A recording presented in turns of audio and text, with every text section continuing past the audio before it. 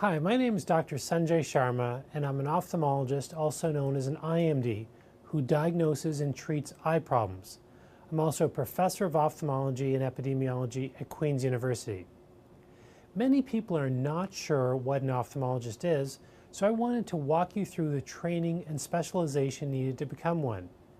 To better understand what an ophthalmologist is, I want to introduce you to the three key players on the eye care team: the optician, the optometrist, and the ophthalmologist, or what I like to call the 3 O's of eyes. The first O of eyes is the optician.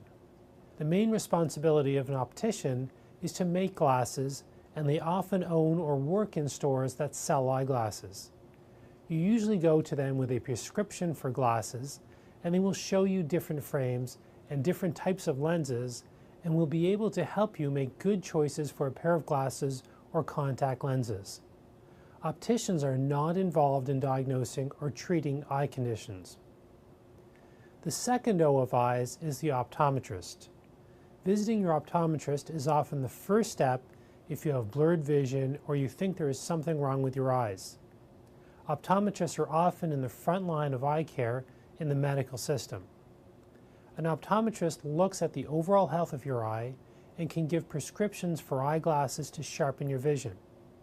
Optometrists are trained to screen for eye problems like cataract or retinal detachment that need emergency attention, and they refer patients who need advanced or urgent care directly to an ophthalmologist.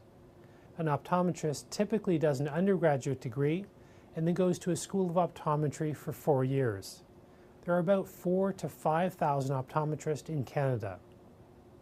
The last O that helps with your eyes is an ophthalmologist.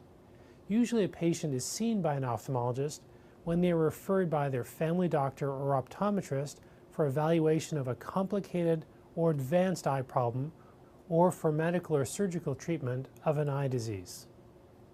To become an ophthalmologist, after getting an undergraduate degree, you need to go to medical school for 4 years.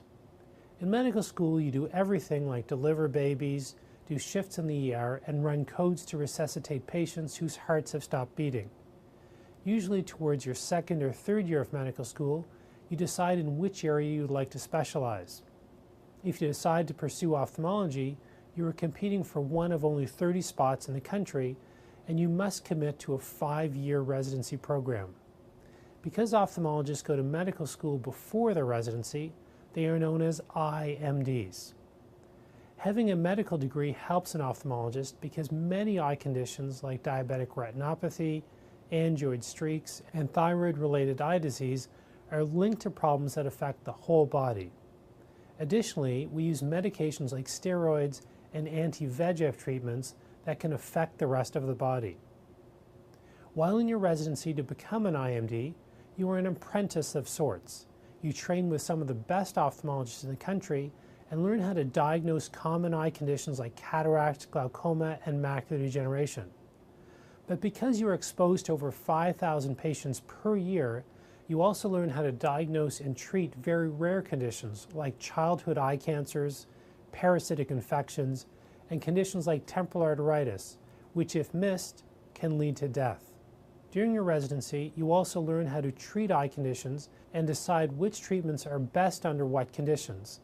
So for something like glaucoma, in which the eye pressure is usually too high, we learn when we can give drops for routine cases, when we need to use lasers, and when we need to rush a patient to the operating room to surgically insert a drainage device. After doing a residency, you can even subspecialize in a specific area of the eye. So for instance, I did 2 extra years of training to become a retina specialist. So now I really only see patients with retinal problems and treat vision-threatening conditions like macular degeneration and diabetic retinopathy. Other IMDs can subspecialize in other parts of the eye. So there are cornea specialists, glaucoma specialists, oculoplastic specialists. There is even a specialist for the optic nerve. As you can see, to become an ophthalmologist or an IMD, it takes a significant amount of time to become an expert. If you were counting, 13 years to become an ophthalmologist and 15 years to become a subspecialist.